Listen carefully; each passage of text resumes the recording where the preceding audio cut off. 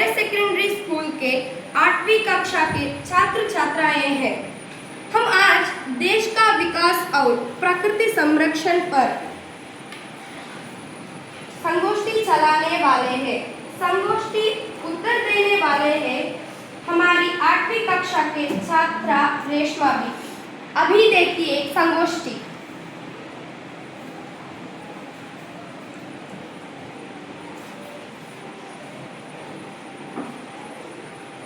ಕರಾವಳಿ ಪ್ರದೇಶಗಳಲ್ಲಿ ಬಂದರುಗಳನ್ನು ನಿರ್ಮಾಣ ಮಾಡುವಾಗ ಅಲ್ಲಿರುವ ಜೀವಿಗಳಿಗೆ ಮತ್ತು ಕಡಲಿಗೆ ಸಮಸ್ಯೆ ಉಂಟಾಗ್ತದೆ. ಬಂದರುಗಳು ಸಹ ನಿರ್ಮಾಣ ಆಗಬೇಕು, ಕಡಲಿಗೆ ಸಹ ಏನು ತೊಂದರೆ ಆಗ್ಬಾರ್ದು. ಇದಕ್ಕೆ ಎಂತ ಪರಿಹಾರ? ಈಗ ಬಂದರು ಕಡಲ ತೀರದಲ್ಲಿ ನಿರ್ಮಿಸುವಾಗ ಅಲ್ಲಿ ತ್ಯಾಜ್ಯಗಳು ಸಹ ಉಂಟಾಗ್ತದೆ. ಆ ತ್ಯಾಜ್ಯವನ್ನು ಸಮುದ್ರದಲ್ಲಿ ಬಿಸಾಕುದು ಬಿಟ್ಟು ಅದನ್ನು ಬೇರೆ ಏನಾದರೂ ವ್ಯವಸ್ಥೆ ಮಾಡಬೇಕು. ಮತ್ತೆ ಬಂದರು ನಿರ್ಮಾಣ ಮಾಡುವಾಗ ಕಡಲ ಕೊರೆತಗಳು ಕೆಲವೊಮ್ಮೆ ಆಗುವ ಸಂದರ್ಭ ಉಂಟು. ಆಗ ಕಡಲ ತೀರದಲ್ಲಿ ಮ್ಯಾಂಗ್ರೂವ್ ಗಿಡಗಳನ್ನು ನೆಟ್ಟು ಕಡಲ ಕೊರೆತವನ್ನು ನಿಲ್ಲಿಸಬೇಕು. ಮತ್ತೆ ಮ್ಯಾಂಗ್ರೂವ್ ನೆಡುವುದರಿಂದ ಸುನಾಮಿಗಳು ಸಹ ನಿಂತು ಹೋಗ್ತದೆ.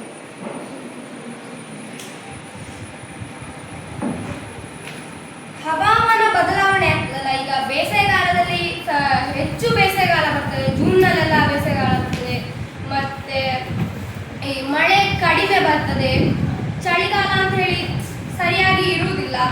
ಈ ಹವಾಮಾನಗಳೆಲ್ಲ ಸರಿಯಾಗಿ ಕರೆಕ್ಟ್ ಕ್ರಮ ಪ್ರಕಾರ ಆಗಿ ಬರಬೇಕಾದ್ರೆ ಏನಾದರೂ ವಿಕಾಸ ವಿವರಣೆ ಏನಾದರೂ ಕೊಡ್ಬೋದು ಅದಕ್ಕೆ? ಹವಾಮಾನ ವೈಪರೀತ್ಯಕ್ಕೆ ಹೆಚ್ಚಾಗಿ ಮನುಷ್ಯರೇ ಕಾರಣ. ಆದರೆ ಯಾವಾಗ ಮಳೆ ಬರ್ತದೆ, ಬಿಸಿಲು ಬರ್ತದೆ ಅಂತ ನಿಖರವಾದ ಮಾಹಿತಿಯನ್ನು ನಮಗೆ ತಿಳ್ಕೊಳ್ಳಿಕ್ಕೆ ಸಾಧ್ಯ ಇಲ್ಲ.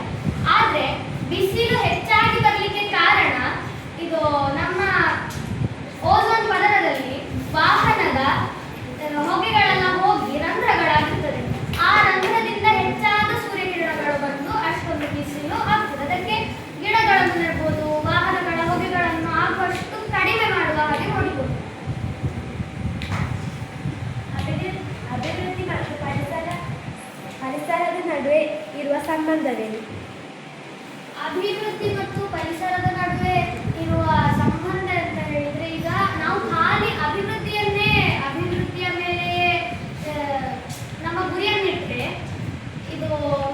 ಅಭಿವೃದ್ಧಿ ಹೇಳಿದ್ರೆ ಈಗ ಕಟ್ಟಡಗಳನ್ನು ನಿರ್ಮಿಸುವುದು ಇಂಥ ಮುಂತಾದ ಚಟುವಟಿಕೆಗಳೆಲ್ಲ ಅದರಲ್ಲಿರ್ತದೆ. ಆಗ ಪೊಲ್ಯೂಷನ್ ಹೆಚ್ಚಾಗ್ತದೆ. ಪೊಲ್ಯೂಷನ್ ಹೆಚ್ಚಾದರೆ ನಮ್ಮ ಹೆಲ್ತಿಗೆ ಸಹ ತುಂಬ ಸೈಡ್ ಎಫೆಕ್ಟ್ ಉಂಟು. ಅದಕ್ಕೆ ಪ್ರಕೃತಿಯನ್ನು ಸಹ ಸಮತೋಲನದಲ್ಲಿದ್ದರೆ ನಮ್ಮ ಆರೋಗ್ಯಕ್ಕೆ ಏನು ತೊಂದರೆ ಇಲ್ಲ.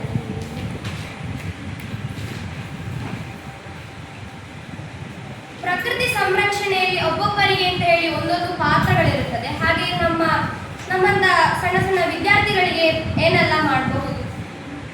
ನಮ್ಮಂತಹ ಸಣ್ಣ ವಿದ್ಯಾರ್ಥಿಗಳಿಗೆ ಎಂತ ಮಾಡ್ಬೋದು ಹೇಳಿದ್ರೆ, ಈಗ ನಾವು ಅಂಗಡಿಗೆ ಎಲ್ಲ ವಿದ್ಯಾರ್ಥಿಗಳು ಹೋಗ್ತಾರೆ. ಆಗ ಈ ಚಾಕ್ಲೇಟ್ ಇಂಥದ್ದನ್ನೆಲ್ಲ ತಿಂದು ಆ ಕಸವನ್ನು ಅಲ್ಲಿ ಬಿಸಾಕುದು ಬಿಟ್ಟು ಡಸ್ಟ್ಬಿನ್ ನಲ್ಲಿ ಹಾಕಬೇಕು.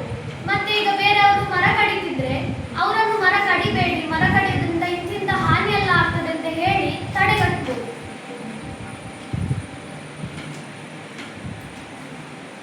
ದೇಶ ಅಭಿವೃದ್ಧಿ ಆಗಬೇಕೆಂದರೆ ಗ್ರಾಮೀಣ ಪ್ರದೇಶಗಳು ಅಭಿವೃದ್ಧಿ ಆಗಲೇಬೇಕು. ಅಭಿವೃದ್ಧಿಯ ನೆಪದಲ್ಲಿ ಗ್ರಾಮೀಣ ಪ್ರದೇಶಗಳಲ್ಲಿ ಅರಣ್ಯ ನಾಶ, ಕೆರೆ ಗದ್ದೆಗಳನ್ನು ಮುಚ್ಚುವುದು, ಈ ಚಟುವಟಿಕೆಗಳು ಎಷ್ಟರ ಮಟ್ಟಿಗೆ ಸರಿ? ನಿಮ್ಮ ಅಭಿಪ್ರಾಯವೇನು? ಹೇಳಿದ್ರೆ ಈಗ ಗ್ರಾಮಗಳ ಅಭಿವೃದ್ಧಿ ಆಗ್ಬೇಕು ಅಂತ ಹೇಳಿದ್ರೆ ಕೆಲವೊಂದು ಸ್ಥಳಗಳನ್ನು ಖಾಲಿ ಮಾಡಬೇಕಾಗ್ತದೆ. ಅದಕ್ಕೆ ಬೇರೆ ಏನಾದರೂ ಪರಿಹಾರವನ್ನು ಹುಡುಕಿ ಅಭಿವೃದ್ಧಿ ಮಾಡಬಹುದು.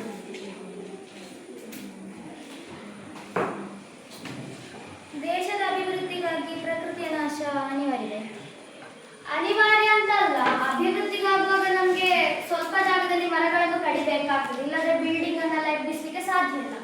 ಆದರೆ ಅಷ್ಟು ತೆಗೆದ ಮರವನ್ನು ಇನ್ನೊಂದು ಜಾಗದಲ್ಲಿ ನೆಡಬೇಕು. ಆಗ ಏನು ತೊಂದರೆ ಆಗುದಿಲ್ಲ ನಮ್ಮ ದೇಶಕ್ಕೆ. ರಸ್ತೆಯ ಅಗಲ ಹೆಚ್ಚಿಸಲು ಹತ್ತಿರವಿರುವ ಮರಗಿಡಗಳನ್ನು ಕಡಿಯುತ್ತಾರೆ. ಆಗ ಮರಗಿಡಗಳನ್ನು ಕಡಿಯದೆ ರಸ್ತೆ ನಿರ್ಮಿಸಲು ಏನು ಮಾಡಬಹುದು? ಬೇರೆ ಎಲ್ಲಿಂದಾದ್ರೂ ರಸ್ತೆಯನ್ನು ಕೊಂಡೋಗ್ಲಿಕ್ಕಾಗ್ತದೆ ಅಂತ ನೋಡಿ. ಪೆಟ್ರೋಲಿಯಂ ಖನನ ಮಾಡುವಾಗ ಪರಿಸರ ಹಾಳಾಗ್ತದೆ. ಆದರೆ ಪೆಟ್ರೋಲಿಯಂ ಎಲ್ಲ ಕ್ಷೇತ್ರದಲ್ಲಿ ಅಗತ್ಯವಿದೆ, ಅದಕ್ಕೆ ಏನು ಮಾಡಬಹುದು? ಈಗ ಪೆಟ್ರೋಲ್ ಇಲ್ಲದೆ ನಮ್ಮ ವಾಹನಗಳು ಓಡಲಿಕ್ಕೆ ಸಾಧ್ಯ ಇಲ್ಲ. ಆದರೆ ಹೆಚ್ಚಾದ ಪ್ರಮಾಣದಲ್ಲಿ ವಿದ್ಯುತ್ ಅನ್ನು ಉಪಯೋಗಿಸಿ ಓಡಾಡುವ ವಾಹನಗಳನ್ನು ಖರೀದಿಸಿದ್ರೆ ಅದರಿಂದ ನಮ್ಮ ಪರಿಸರಕ್ಕೂ ಏನು ಹಾನಿ ಇಲ್ಲ, ಹಾಗೆ ನಮ್ಮ ಆರೋಗ್ಯಕ್ಕೂ ಏನು ಹಾನಿ ಆಗುವುದಿಲ್ಲ. ಪ್ಲಾಸ್ಟಿಕ್ ಬಳಕೆಯು ಕಡಿಮೆ ಆಗಬೇಕು. ಕೈಗಾರಿಕೆಗಳು ಅಭಿವೃದ್ಧಿಯಾಗಲು ಏನು ಮಾಡ್ಬೋದು?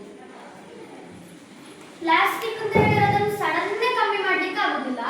ಆದ್ರೆ ಪ್ಲಾಸ್ಟಿಕ್ಕಿನ ಬದಲು ಬೇರೆ ವಸ್ತುಗಳನ್ನು ಉಪಯೋಗಿಸಬಹುದು. ನಮಗೆ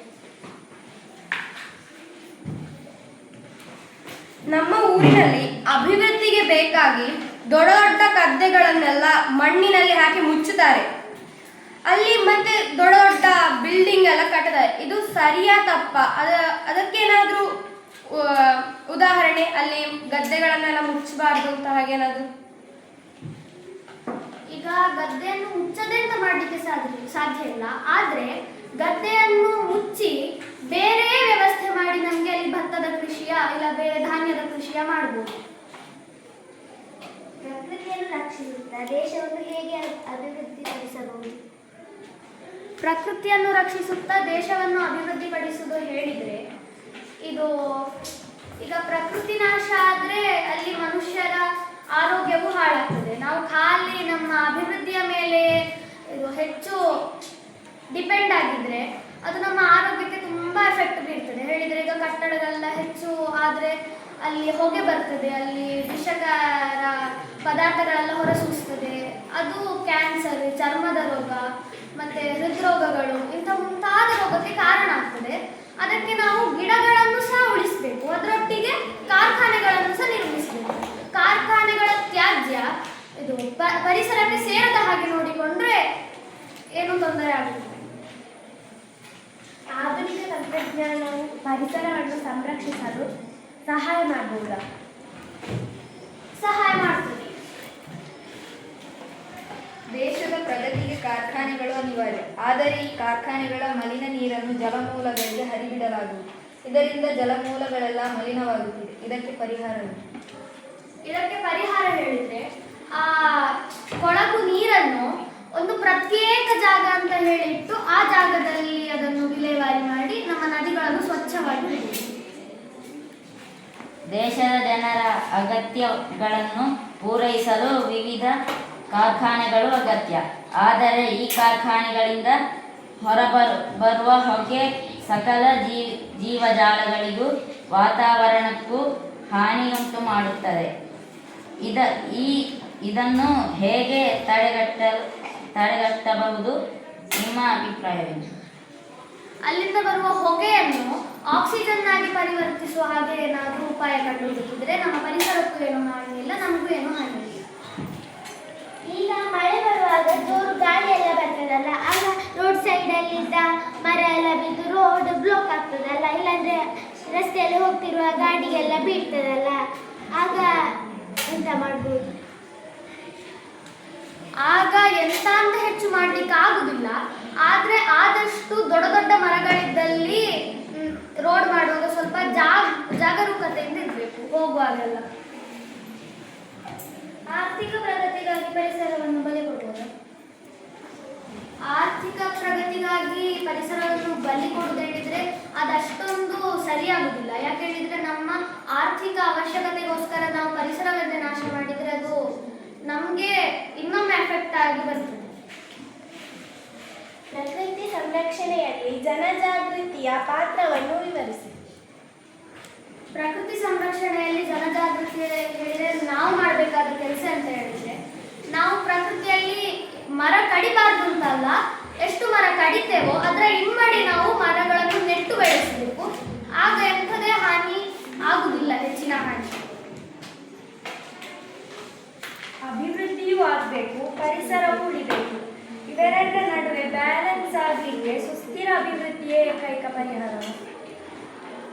ಸುಸ್ಥಿರ ಅಭಿವೃದ್ಧಿಯೇ ಏಕೈಕ ಇದು ಉಪಾಯ ಅಂತ ಹೇಳ್ಬೋದಷ್ಟೇ. ಯಾಕೆ ಹೇಳಿದ್ರೆ ಬೇರೆ ಉಪಾಯಗಳನ್ನು ಇಲ್ಲಿವರೆಗೆ ಕಂಡು ಹುಡುಕಲಿಲ್ಲ. ಮುಂದೆಗೆ ಕಂಡು ಹುಡುಕಿ ನಮ್ಮ ಪರಿಸರ ಮತ್ತೆ ಅಭಿವೃದ್ಧಿ ಎರಡನ್ನೂ ಸಮತೋಲನದಲ್ಲಿ ಇಟ್ಟುಕೊಳ್ಬೇಕು.